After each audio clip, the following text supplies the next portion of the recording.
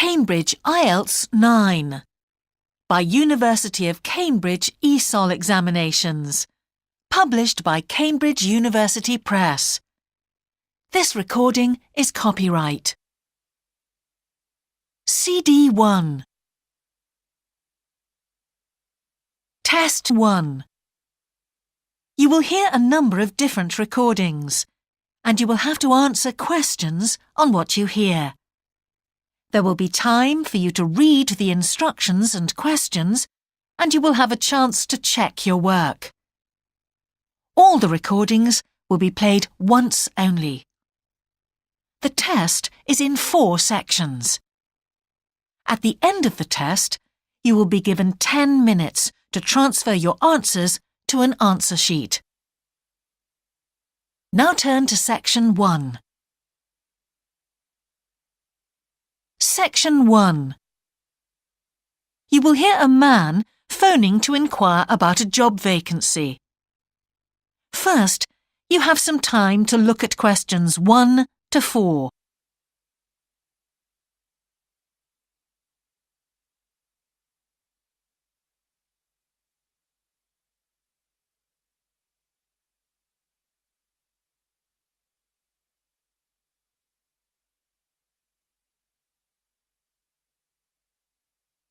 You will see that there is an example that has been done for you.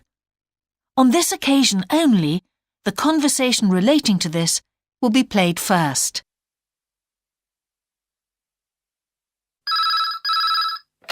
Good evening, King's Restaurant.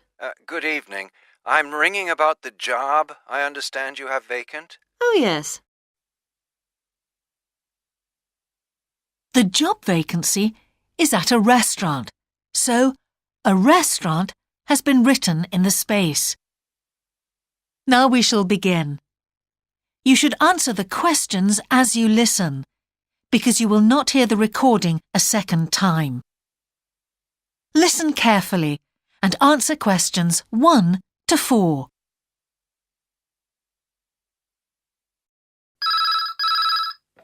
Good evening, King's Restaurant.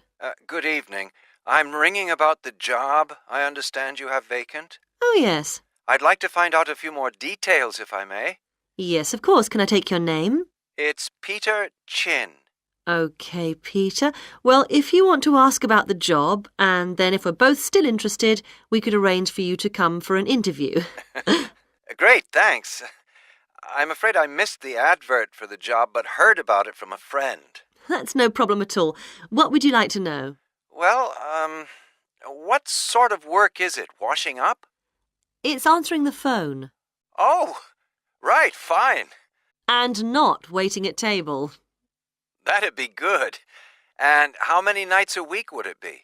Well, we're really only busy at the weekend. So 2 nights? 3, actually, so it would work out at 12 hours a week. That'd be fine. It wouldn't interfere with my studies. Are you at the university? Yes, first-year physics student. Oh, right. And because I'm not an EU national, would I need a work permit? Yes, you would. Just get your tutor to sign it. That wouldn't be a problem if I were to get the job. Where exactly is the restaurant? Well, we have 2 branches. The one we're recruiting for is in Hillsdon Road. I don't know that. How do you spell it, please? It's HILLSDUNNE Road. Got that. Thanks. Is it near a bus stop? Yes, the nearest one would probably be just beside the library. Oh, yes, I know it. That'd be fine for me. And could I ask about the pay?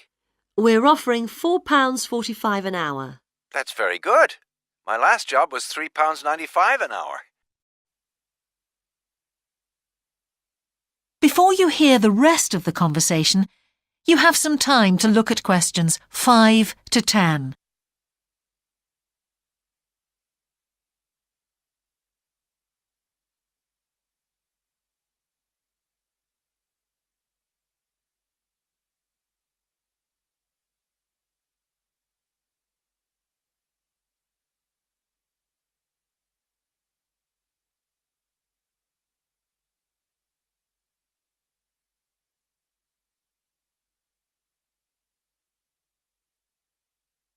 Now listen and answer questions 5 to 10. We feel it's pretty good, and we also offer some good fringe benefits. Really?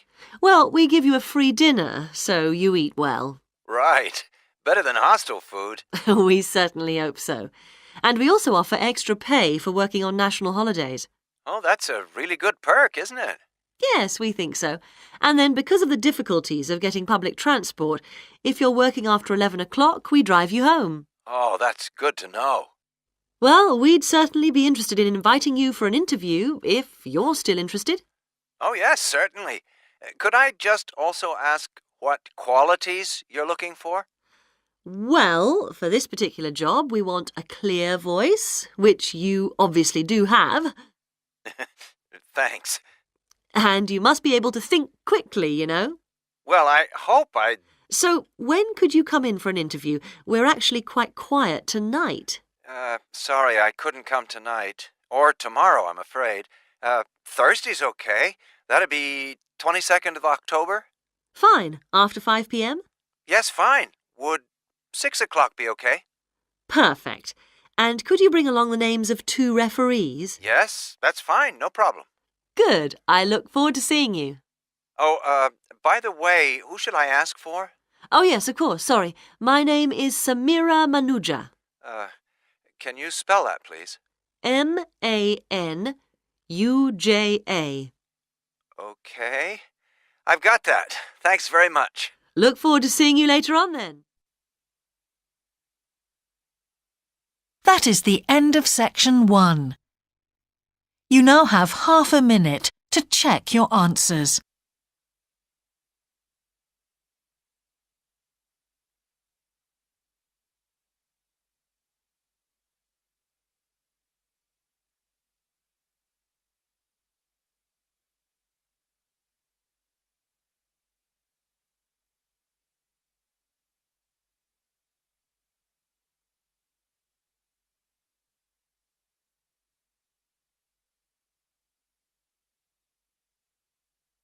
Now turn to section 2.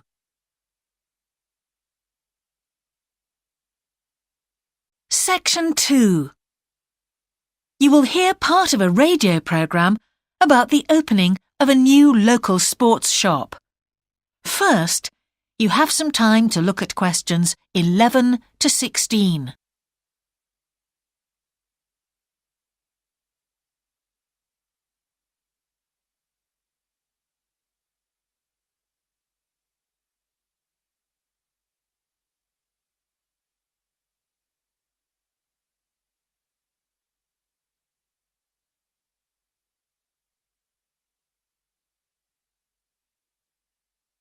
Now listen carefully and answer questions 11 to 16.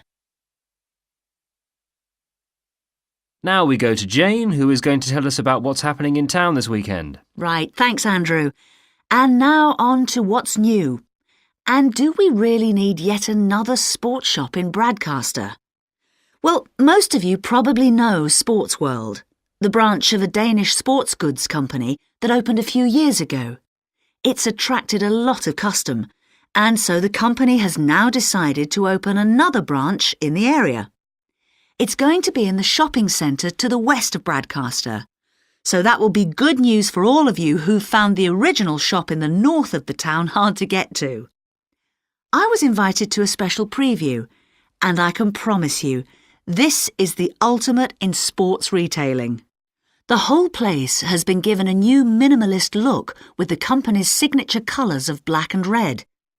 The first 3 floors have a huge range of sports clothing as well as equipment. And on the top floor, there's a cafe and a book and DVD section. You'll find all the well-known names, as well as some less well-known ones. If they haven't got exactly what you want in stock, they promise to get it for you in 10 days. Unlike the other store, where it can take up to 14 days. They cover all the major sports, including football, tennis and swimming.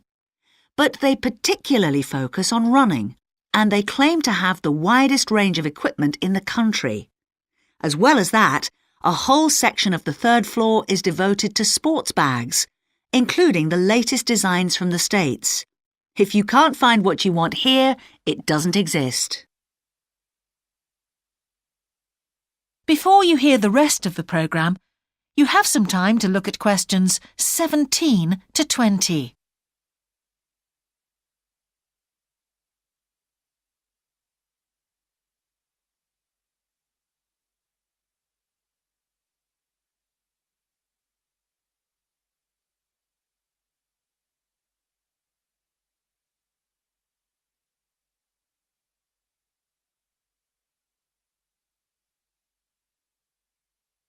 Now listen and answer questions 17 to 20. The shop will be open from 9 a.m. this Saturday, and if you go along to the opening, then you'll have the chance to meet the national 400 metres running champion, Paul King, who's coming along to open the shop. And he will be staying around until about midday to chat to any fans who want to meet him and sign autographs. Then there will be a whole range of special attractions all weekend. There will be free tickets for local sporting events for the first 50 customers, and also a special competition open to all.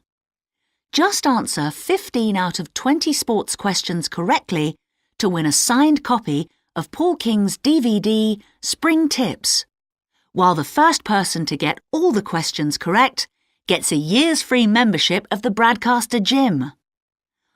All entrants will receive a special sports calendar with details of all Bradcaster fixtures in the coming year.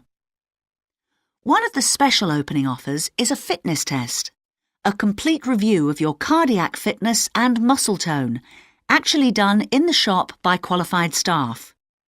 This would normally cost £30, but is available at half price for this month only.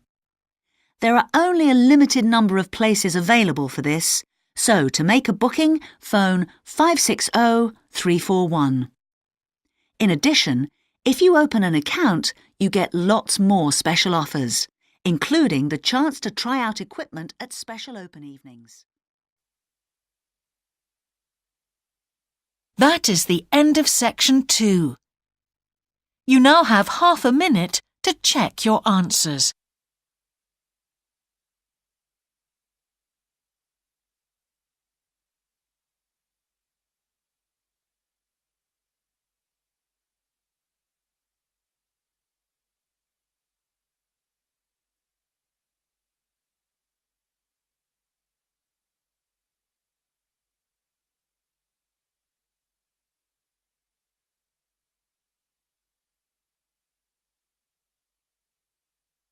Now turn to section 3.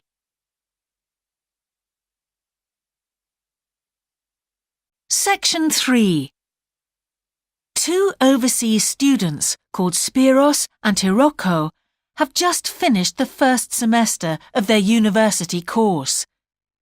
They are discussing with their English language teacher how they coped with the course. First, you have some time to look at questions 21 to 25.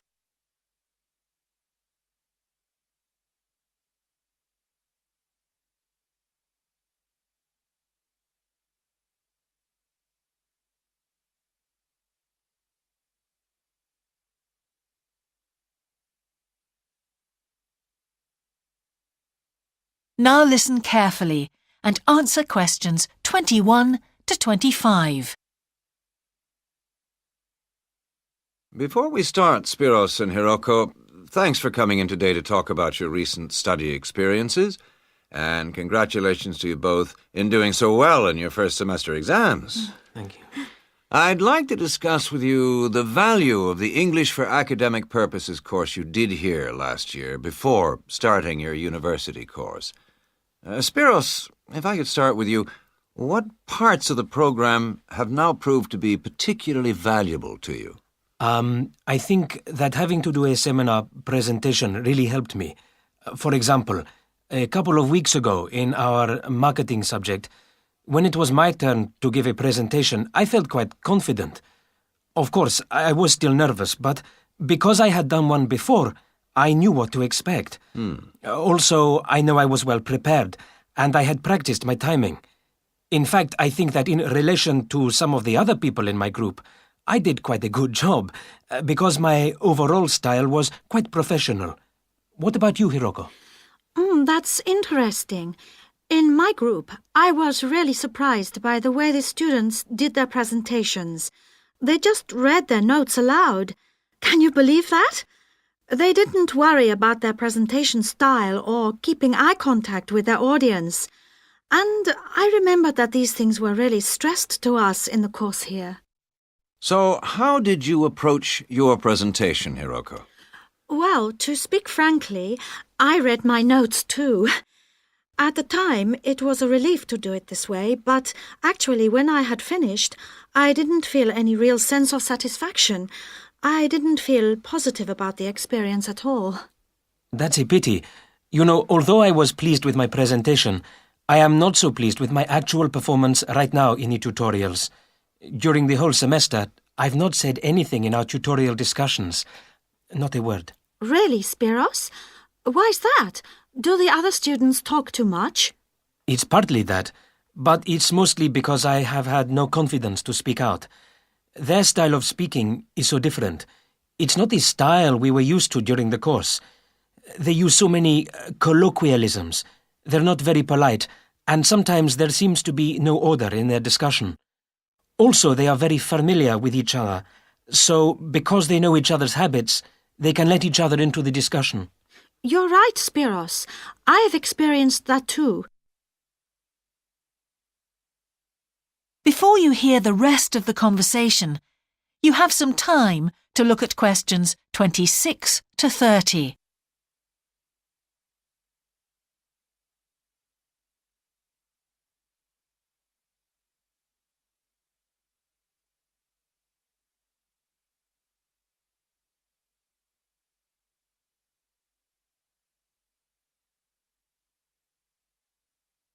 Now listen and answer questions 26 to 30. For most of this semester, I've said absolutely nothing in tutorials. But recently, I've been trying to speak up more, and I just jump in, and I've noticed an interesting thing. I've noticed that if they thought my point was interesting or new, then the next time they actually asked for my opinion. And then it was much easier for me to be part of the discussion. Oh, that's great, Hiroko. I hope that happens for me next semester. I'll have to work hard to find some interesting points. What helped you to find these ideas? I think that one thing that helped me with this was the reading. I've had to do so much reading this semester just to help me make sense of the lectures. At first, I couldn't understand what the lectures were talking about, so I had to turn to the books and journals. Every night I read for hours, using the lists of references that were given, and I made pages of notes. At breakfast, I read and read my notes again. This habit has helped me to follow the ideas in the lectures, and it's also given me some ideas to use in the tutorials. But I did so much reading anyway. I don't think there's any time left over for anything extra. My reading speed is still quite slow, though I'm much better at dealing with vocabulary than I used to be. What else do you think we could add to the course program to help with this reading problem? There's not really anything because it's my problem. I remember we were given long articles to read. We didn't like that, but now I realize that reading those long articles was good preparation for the things I need to read now. Also, in class, we regularly had speed reading tasks to do, and we kept a record of our reading speed, so the teachers were encouraging us to work on that. That's true, Spiros, but what we read could have been different. Sometimes in the English class, I felt frustrated when I had to read articles about the environment or health or education, because I wanted to concentrate on my own field, but we didn't read anything about engineering. So I think I wasted some time learning vocabulary I didn't need. But surely the strategies you were taught for dealing with that vocabulary were helpful? Yes, but psychologically speaking, I would have felt much better working on reading from my own field. What do you think, Spiros? Oh, I agree. That would have helped my confidence too, and I would have been more motivated. It was good, though, that we could work on our own topics when we wrote the research assignments. Okay, let's move on to writing now. That is the end of section 3. You now have half a minute to check your answers.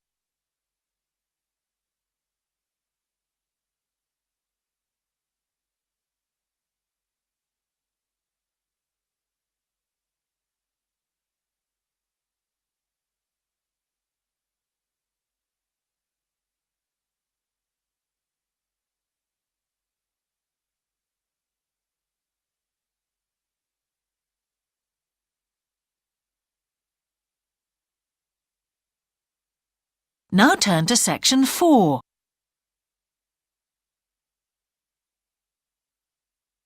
Section 4. You will hear part of a lecture about a problem related to the behaviour of certain sea creatures. First, you have some time to look at questions 31 to 40.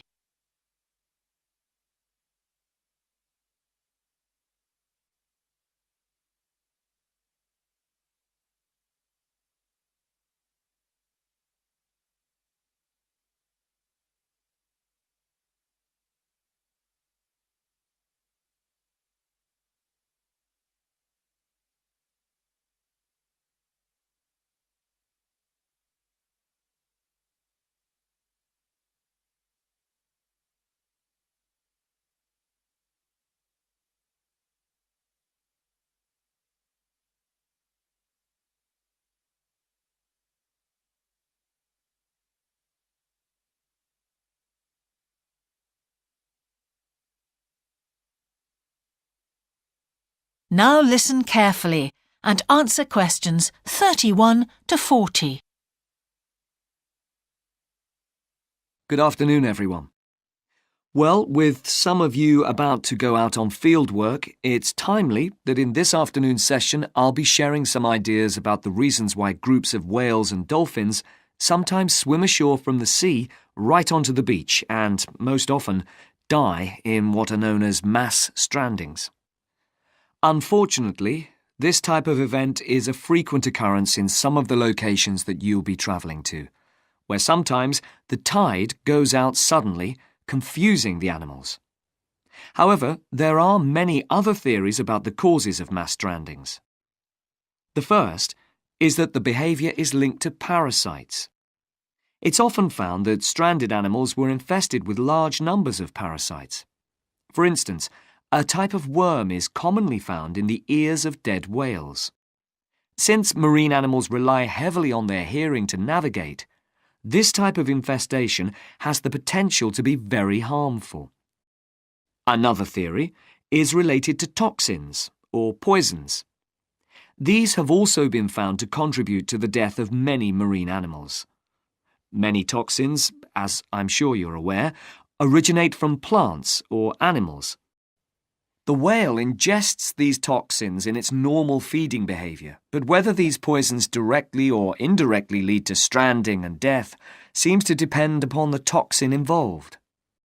In 1988, for example, 14 humpback whales examined after stranding along the beaches of Cape Cod were found to have been poisoned after eating tuna that contained saxitoxin, the same toxin that can be fatal in humans.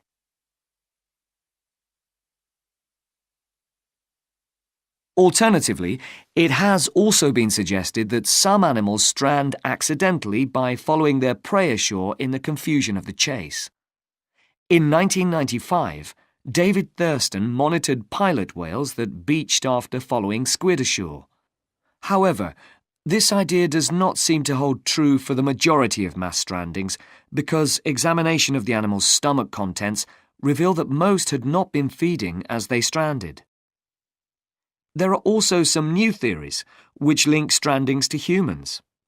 A growing concern is that loud noises in the ocean cause strandings. Noises such as those caused by military exercises are of particular concern and have been pinpointed as the cause of some strandings of late. One of these, a mass stranding of whales in 2000 in the Bahamas, coincided closely with experiments using a new submarine detection system. There were several factors that made this stranding stand out as different from previous strandings. This led researchers to look for a new cause. For one, all the stranded animals were healthy. In addition, the animals were spread out along 38 kilometres of coast, whereas it's more common for the animals to be found in a group when mass strandings occur. A final theory is related to group behaviour and suggests that sea mammals cannot distinguish between sick and healthy leaders and will follow sick leaders, even to an inevitable death. This is a particularly interesting theory, since the whales that are thought to be most social, the toothed whales, are the group that strand the most frequently. The theory is also supported by evidence from a dolphin stranding in 1994. Examination of the dead animals revealed that, apart from the leader, all the others had been healthy at the time of their death. Without one consistent theory, however, it is very hard for us to do anything about this phenomenon except to assist animals where and when we can.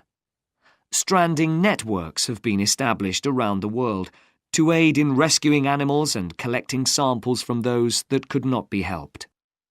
I recommend John Connor's Marine Mammals Ashore as an excellent starting point if you're interested in finding out more about these networks or establishing one yourself. That is the end of section 4. You now have half a minute to check your answers.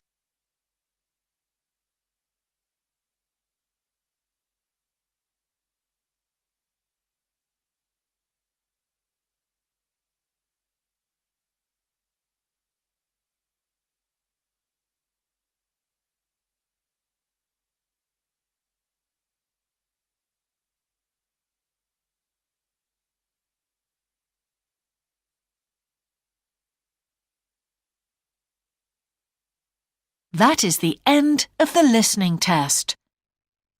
In the IELTS test, you would now have 10 minutes to transfer your answers to the answer sheet.